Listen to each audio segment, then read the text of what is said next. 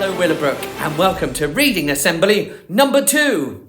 So, hands up if you like spooky stories. Hands up if you like magic stories. Interesting. Hands up if you like stories with a cliffhanger. Do you know what a cliffhanger is? Maybe there's somebody in the room that you could tell and explain if they're not sure what a cliffhanger is. The story I've chosen to read to you today is one that I've only just finished reading recently, and I was blown away by how exciting it was. Now I'm just going to read you the prologue. What does the word prologue mean? Any ideas?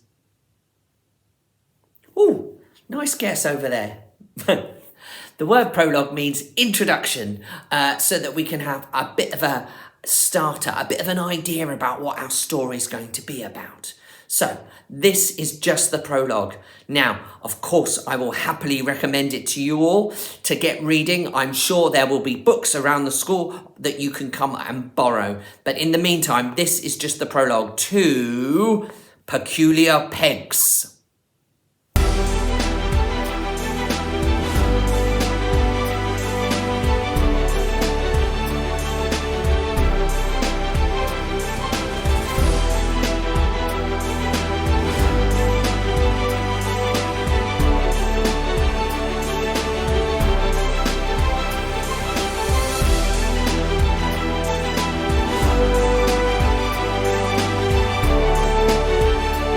The Peculiar Pegs of Riddling Wood. The Peculiar Pegs of Riddling Woods. Poppy had been worried for a long time. Stretching her neck, she pressed her flushed cheek and the side of her nose against the cold glass of the train window. And focused her eyes on the little stones and tracks hurtling past below. Breathe, she said to herself. Just breathe. That was what she knew to do whenever her heart started to play little games where it thought Poppy was galloping up a mountain when really she wasn't. I'm not worried, she told her reflection firmly. Her reflection had slate blue eyes and short, inquisitive hair, the colour of rust or bricks. Yes, just like she did. Although she didn't think her actual arms were as pointy at the elbows or as skinny as the one she could see in the window, she wrestled with her jacket to get it back out of her backpack. She hauled it on over the top of her bottle green cardie to hide her enormously pointy elbows. The cardie was something of her own creation, and it hung over her favourite tangerine-coloured corduroy dress like a bit of moss on a tree. The dress had 2 wonderfully big pockets at the front, which were large enough to secrete away all manner of useful things. And Poppy liked to wear it when she was in a creative mood or when she was travelling long distances. Eh? What's that? Look out for mumbling Marley. Well, she could clearly see it. It was a wonky line of graffiti that had been scratched onto one of the walls of her carriage. She wondered who would have spent so long spitefully gorging it into the plastic. She was also aware that look out, when employed as a verb, was 2 separate words. Stop being so boring, she said to herself. Poppy had only brought one backpack with her to Gran's. After all, she was only staying in Suds, that's where Gran lived, for 2 weeks of the summer holidays whilst Dad was away working. So she hadn't packed a lot of stuff. She'd had that backpack since, well, for a really long time. After all, who wanted new things? Everyone, it seemed, except for Poppy. She wasn't the kind of person who needed new things. To Poppy, new things meant new smells. New shoes meant new blisters. A new backpack meant lodging the sharp end of your drawing compass beneath your fingernail as you fumbled around, trying to find your ruler. She didn't like new. In order for something to be new, something else had to be old. And then that, in turn, meant that the old thing might be, well, forgotten. As with most train journeys that are northbound, the countryside became wilder and greener. The busy patchwork of fields ebbed away into quiet, untamed brushstrokes of leaves and wood, peppered with white flashes where the chalk walls that ran through this part of the country showed up, raising their powdery heads above the surface. She tried to phone Gran as the train pulled out of the next station to remind her when to come and collect her. But Gran didn't answer. Gran hardly ever answered. Poppy wasn't worried though. She said to herself, I'm not worried.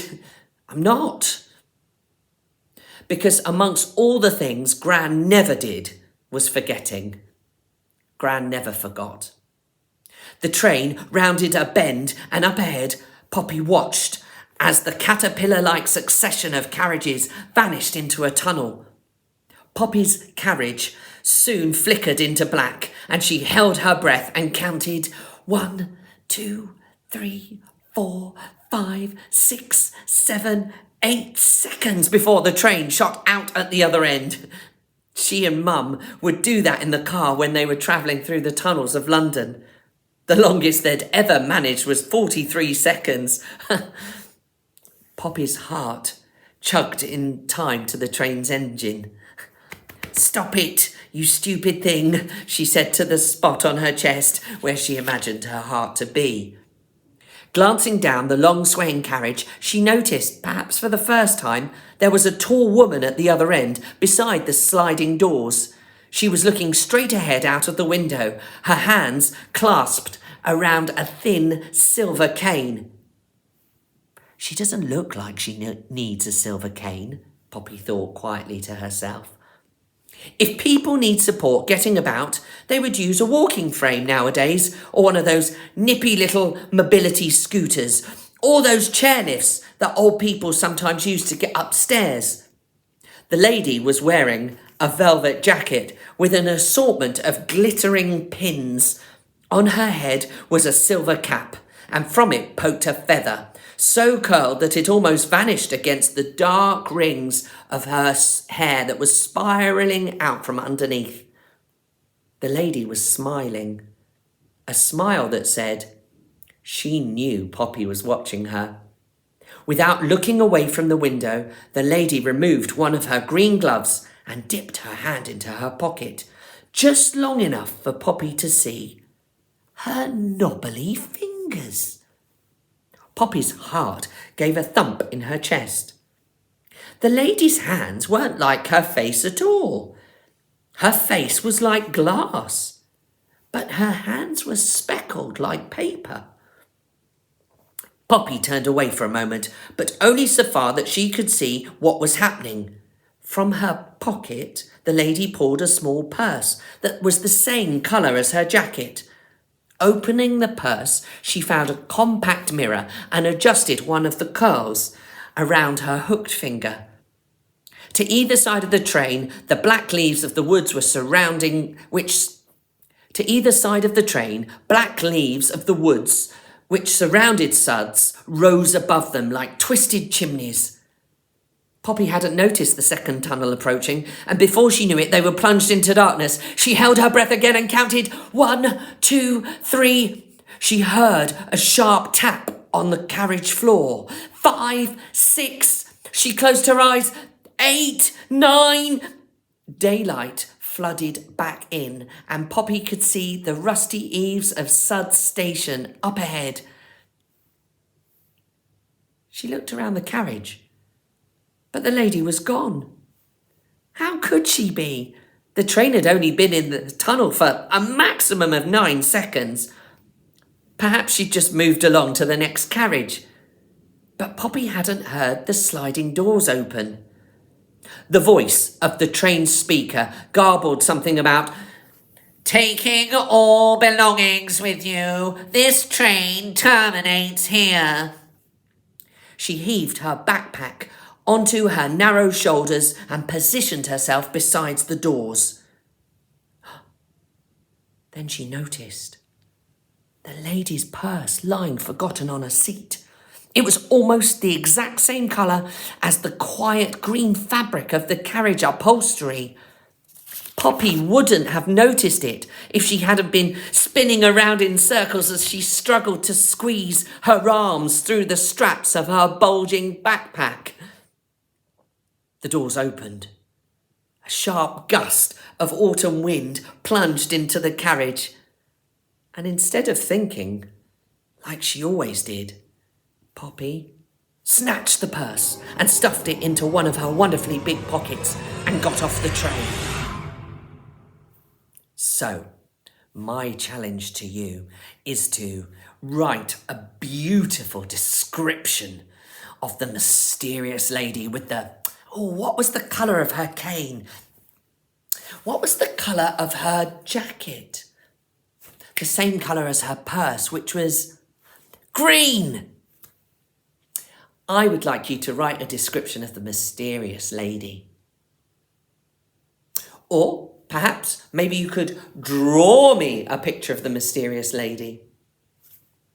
Perhaps you could write me a description of Poppy wearing her cardigan and her corduroy dress with the nifty pockets and her backpack and her red brick hair.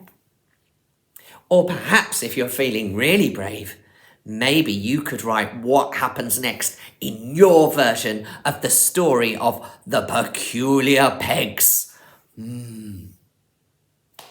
Quick recap. Tell me, where was she going?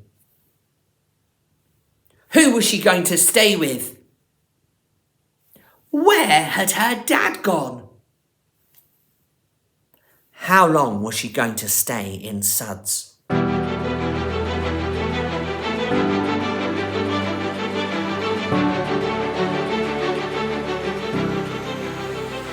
Maybe you could act out a scene on a train journey. Perhaps you could pick somewhere where you would take a train journey to if you were allowed.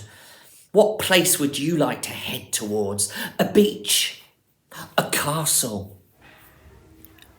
All you have to do is take a picture of the screen and your video will be uploaded